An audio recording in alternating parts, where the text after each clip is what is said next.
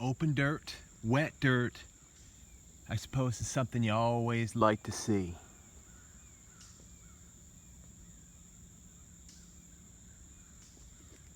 You got to see something though. I almost walked, I mean, I'm done. I'm done. I'm getting ready to go in and get cleaned up, and I almost walked right by something. Not that group here. We're going to take a look at some of the stuff I've been finding. That's great. But there's something here that we're going to check in a second, because there's no possibility that this, in its perfection, is an accident. Not around here. No cobblestones, no rivers with rolling stones, round stones. You know, I went to Pasadena, California once, went into the wilderness and, you know, tried to find some stuff. We're going to check that out. That's an incredible piece. And let me check something here. Get away from the gnats. I went to Pasadena. I just want to check right up here. I mean, we could find another one while we're walking, and I got about 2 or 3 minutes on this ticker. This is sort of what I want to make for this video. I've found some great stuff. In Pasadena, there was Eaton State Park. I think it was a natural preserve. Had to go to Pasadena on some business, and it was unbelievable, because that river was every single stone, a perfect round cobblestone, you know. This one looks like it probably has a little bit of work on it. It was either a tallow stone or something else. But around here, all the rivers are mud. No stones in them, pretty much any of the rivers. None of them. I've checked.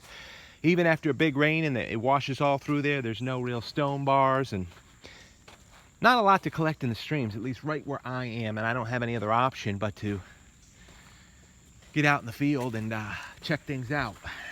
So I'm walking up here, and I'm like, okay, let me get myself ready to go, and boom. It's never over till you step off the dirt. I look right down, and I saw that. I said, no possible way, that's a mistake. Could be all messed up on the bottom, too. It's hard to say sometimes. Look what I've been finding, though.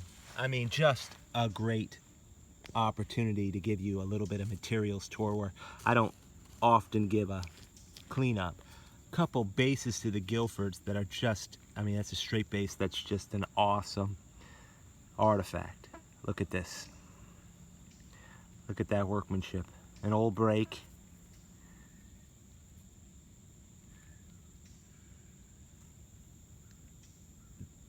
A lot of you guys who nap and really know this stuff so much better than me, you can tell this is quality stuff. I've always looked in working still to find a crystal Guilford that was almost a crystal Guilford. I mean, it is, but a little bit missing on the tip. I mean, you can see my fingers through that.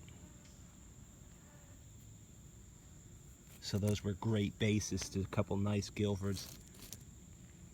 Can you believe it? And then look at these groups. Great artifacts to pick up out in the field. The rabbits and the squirrels, so important. I mean, you're going to come across those elk, and I would consider a tool, because they're rare out here. I see a little bit of dimple already. I see a little indentation as big game, something big to find. So that's a great find on the way out. Look at these points.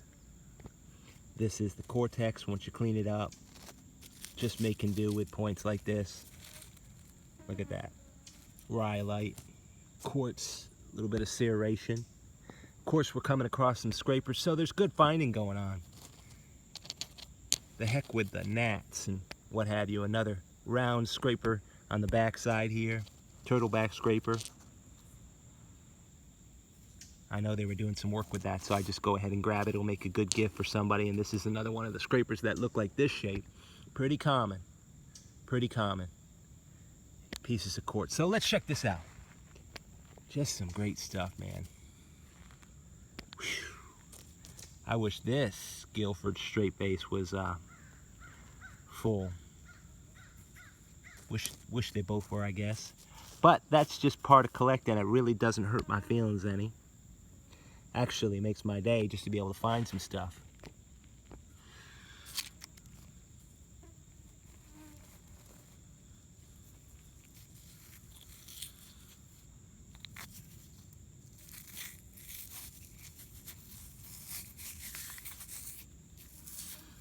That's a nice tool. You know, I think they needed stones like this. There's the slightest indentation here.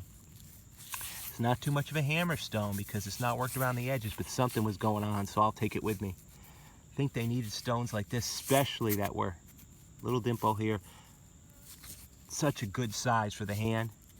All of us know when you're conditioning hides and what have you, you're gonna have to take the brains out of that animal and condition the hide and get it good working to rub it all in. Sort of call them tallow stones, but that's probably not the name. That's a great tool though. All right, enough said. It's a great find. Appreciate you tuning in to Indian Trace.